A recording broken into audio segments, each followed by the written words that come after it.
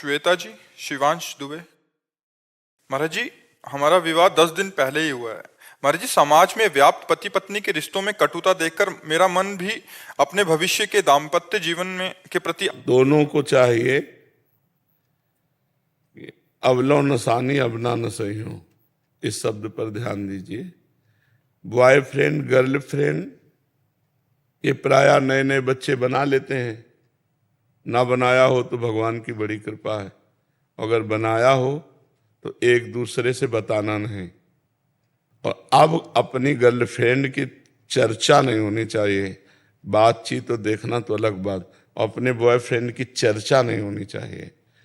नया जीवन समझो, ब्याह हो जाने पीछे जो गलतियां हुई, मतलब आप लोगों में ना होंगी लेकिन जिनमें भी हो, वो एक खटास वहीं से पैदा शुरू हो जाएगी। तो हमारे नए जीवन में खटास ना पैदा होने पावे, कटिंग कोई हमारी भावों की ना होने पावे, इसलिए हमको अपनी बात पूर्व जन्म की मानकर उसे छोड़ देना। अब नया जन्म क्या, अपनी पत्नी से अनुराग करे, अपने पति से अनुराग करे और एक दूसरे की घर गृहस्थी की गलतियों को क्षमा करे। जैसे त्रुटियां हो जाती हैं, उसमें नाराज हो जाते हैं, तो एक नाराज हो तो दूसरा शांत हो जाए। जब वो शांत हो तब उस बात को निर्णय कर ले, मारपीट लड़ाई झगड़ा ये ना करे। और पत्नी को चाहिए कि पति की प्रसन्नता के लिए सास ससुर की, अपनी नंद की, अपने देवर की धर्मानुसार सेवा करे, जिससे पति को प्रसन्नता प्राप्त हो। और पत्नी के लिए पति को चाहिए कि मेरी अर्धांग है, अर्धांग का मतलब जिससे मेरा आधा शरीर है, तो हम उसकी हर कामना की पूर्ति करें। और उसका हाथ हमने लिया है तो अगर वो 100 गलतियां भी करे हमारे सामने तो भी हम उसे क्षमा करके प्यार ही देंगे, डांट फटकार नहीं लगाएंगे, तो कभी विच्छेद हो ही नहीं सकता संबंध। अब जैसे ब्याह हुआ, अचानक आपने देखा है कमरे में एकांत में बात, किससे बात कर रहे हो? नहीं, किसी से नहीं। अब आप भले अपनी मौसी से बात कर रहे हो और वो दिमाग में कीड़ा छा जाए, नहीं मोबाइल लाइए, नहीं नहीं हम नहीं देंगे। अब कुछ नहीं है, कोई गलत नहीं हो तुम दोनों में, लेकिन दोनों के दिमाग में अब पैदा हो जाएगा, किससे बात कर रही थी तुम? हाँ देख लीजिए, हम अपनी मौसी से बात कर रहे थे। अच्छा तो ठीक है। कोई भी ऐसा छुपाव क्षेत्र ना रह जाए, भले आपका मौसी का लड़का है वो, लेकिन ब्याह हो गया तो अब आपको पति से अनुमति लेके कि वो आया हुआ है, आप कहें तो मैं बात कर लूं, आप ना कहें तो मुझे कोई जरूरत नहीं। क्योंकि आपकी अधीनता पति के प्रति होनी चाहिए। हमारे किसी भी आचरण से हमारे पति को संशय न हो, ऐसे ही पति को चाहिए कि हमारे किसी भी आचरण से हमारी पत्नी को संशय न हो, तो हमारा जीवन निर्वाह हो जाएगा। नहीं तो छोटे, आजकल बहुत छोटी बुद्धि है, छोटी छोटी बातों में संबंध विच्छेद हो जाता। संबंध विच्छेद हो गया तो जीवन किस काम का।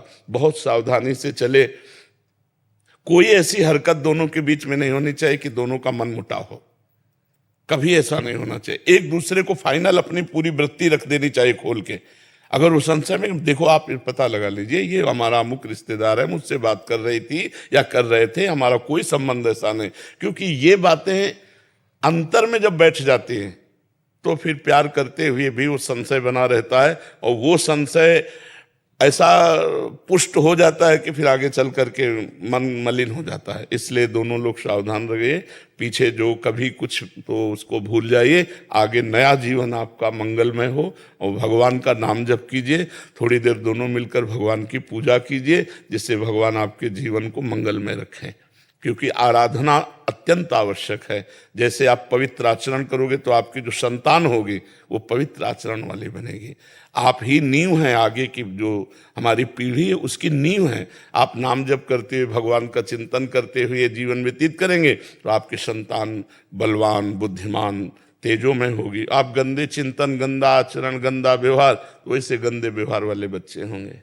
महाराज जी, आपने बहुत सूक्ष्मता से इस टॉपिक को अपने उत्तर दिया है। महाराज जी, प्राय ऐसा बहुत जगह हो रहा है, नासमझी के कारण फिर बहुत सारा संधि विच्छेद, और ये बहुत प्राय बहुत बड़े स्तर पे हो रहा है। महाराज जी, रोज प्रश्न आते हैं बहुत सारे। हाँ, चूंकि बहुत गंदगी फैल रही है, हर बच्ची बच्चा, बॉयफ्रेंड गर्लफ्रेंड, बेविचार, गंदी बात, नशा, ये सब। अब हम कहते हैं कैसे कैसे गृहस्थ धर्म का। देखो, आप भले गर्लफ्रेंड बनाए हो, लेकिन आपको वो लड़की पसंद नहीं है जो दूसरे को बॉयफ्रेंड बनाए हो। आप बताओ, ईमानदारी से बताओ। आप भले बॉयफ्रेंड बनाए हैं, लेकिन आपको वो पति चाहिए जो केवल आपसे प्यार करे। ऐसा कैसे हो सकता है? आप अपना चरित्र दूषित रखें, आपको चरित्रवान मिले, ऐसा कैसे हो सकता है? पहले तुम पवित्र और ईमानदार बनो, तब फिर दूसरे के लिए पवित्र और ईमानदारी की बात करो। और आजकल ये बहुत ही हवा चल रही बॉयफ्रेंड गर्लफ्रेंड वाली, नहीं चल रही। यहाँ तक कि एक और नाटक चल पड़ा है, लिव इन रिलेशन। अब बताओ ये क्या है? लिव इन रिलेशन क्या है? ऐसा कैसे हो सकता है? ऐसा कैसे जीवन हो सकता है? आप विचार करो। ये भारत है यार, भारत की एक मर्यादा है, ये धार्मिक देश है। ये कोई ऐसा नहीं कि अन्य देशों जैसा हो कि जब मनावे जिसके साथ मनावे आप चली जाओ, ऐसा नहीं है। ये चरित्रवानों का देश है, यहाँ एक अलग महिमा है। हम भारतवासी किसी अन्य का अनुकरण नहीं करते, अन्य हमारा अनुकरण करे। हम धर्म से चलने वाले लोग हैं। पर आज वो अन्य का अनुकरण होने से गंदी बातें आई। अपने देश की कहीं भी जो लिव इन रिलेशन या बॉयफ्रेंड या गर्लफ्रेंड, हम कहते फ्रेंड बनाना पाप नहीं है, लेकिन व्यभिचार करना पाप है। जब तक आप एक दूसरे का जीवन निर्णय न कर ले कि हम समर्पित एक दूसरे को आजीवन, तब तक आप उसके चरित्र को दूषित मत कीजिए। पर ऐसा कहाँ होता है? मुझे तो जैसा सुनाई पड़ा, क्योंकि अपने न समय में था और ना अपने किसी को जानते हैं ऐसे, लेकिन जो नए नए बच्चे मिलते हैं उनका मतलब यही होता है, बताते हैं कि मतलब यही है कि गंदी बात करना मतलब यही है। तो गंदी बात करके तो फिर जब नवीन पुरुष या नवीन बालिका को आप स्वीकार करेंगे तो आचरणों में देखो, खुली बात है, अगर आप 4 होटलों का हफ्ते में भोजन पाते हैं तो आप एक रसोई का भोजन नहीं पा सकते। आपको 4 होटलों की चाट दौड़ाएगी बाहर। तो जब ये रसेंद्रिय है तो जनेंद्रिय। फिर अगर 4 पुरुषों से तुम्हारा मिलने का स्वभाव रहा है तो तुम एक पुरुष में नहीं टिक सकती। अगर 4 लड़कियों से मिलने का स्वभाव रहा है तो एक लड़की में नहीं टिक सकते। अब गृहस्थी तुम्हारी क्या होगी? तुम देख रहे हो हमारा पति औरों से बात कर रहा है, औरों के साथ खेल रहा है, वो देख रहे हैं कि हमारी पत्नी औरों से बात कर, क्या गृहस्थी रहेगी यार? गृहस्थी तो तब होती जब एक दूसरे से प्यार होता। मेहनत करके पूरे दिन आया और मुस्कुराकर उन्होंने स्वागत किया और दोनों घर गृहस्थ, तो वो जीवन लगा कि हाँ यार कोई जीवन है। अब वो घर आ रहा है, वो देख रहा है दूसरे पुरुष से बात कर रहे, क्या जीवन है ये? नरक जीवन है। तो हमें लगता है कि सुधार किया जाए और ब्याह हो जाए, तब तो हर क्षेत्र में बिल्कुल ब्रेक लगा देनी चाहिए और अपने पति के अनुकूल या पत्नी के अनुकूल होकर चलना चाहिए। नहीं तो बहुत ही गृहस्थ जीवन, बहुत ही कूड़ा जीवन हो रहा है इस समय। हर दूसरे दिन महाराज जी अदालत में केस आता है हमारे पास, हर दूसरे तीसरे दिन केस आता है। आप तो वकील हो, आपको तो पता है। सैकड़ों की तादाद में हमारे पास केस आ चुके हैं पिछले 3 साल के अंदर। हाँ बिल्कुल। महाराज जी एक और सूक्ष्म विषय आपके समक्ष रख रहे हैं महाराज जी। जैसे विवाह हो गया, एक पत्नी का या एक पति का भाव ठीक है, बट दूसरे जने का भाव ठीक नहीं है, तो ज्यादा घुल मिल के बातचीत करना अकेले में, वो भी एक बड़ा धर्म संकट हो सकता है। मतलब किसी और से घुल मिल के, हाँ मतलब वो, क्योंकि वो तो बाहर हैं या इधर वो घर में ये बाहर हैं, तो फिर वो किसी अन्य। बिल्कुल नहीं। पत्नी को सावधानी रखनी चाहिए कि कभी भूल करके ऐसे आचरण नहीं करने चाहिए, या पति को भी, कि जिससे पति पत्नी के बीच में संशय पैदा हो जाए।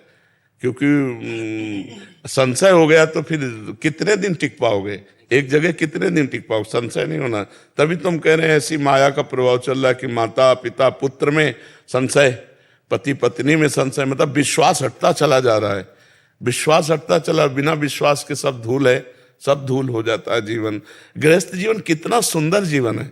आप एक सद्भावना में देखो तो कितना सुंदर जीवन है। माता पिता की सेवा कर रहे हैं, मेहनत करके धन कमा रहे हैं, पत्नी के साथ खुशी है, छोटे छोटे बच्चे राजी खुशी से, ये कितना सुंदर सेवा बन रही भगवान की।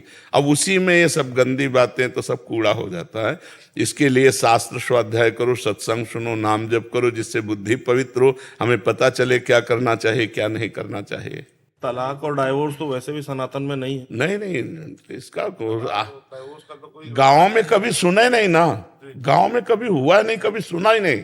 ये तो अब सुनने को, हाँ कितनी बड़ी, आप देखो कितनी बड़ी समर्पण वृत्ति होती थी। हम अपने सामने की बात कह रहे हैं कि लड़का कभी लड़की को देख नहीं सकता जिसके साथ ब्याह हुआ है, लड़की लड़के को नहीं देख सकती।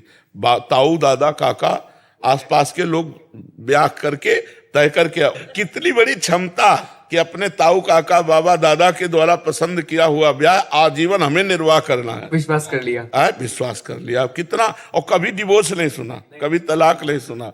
और अब तो प्रेम विवाह होता है, बातचीत करके फिर भी तलाक हो जाता है, तो क्या विवाह।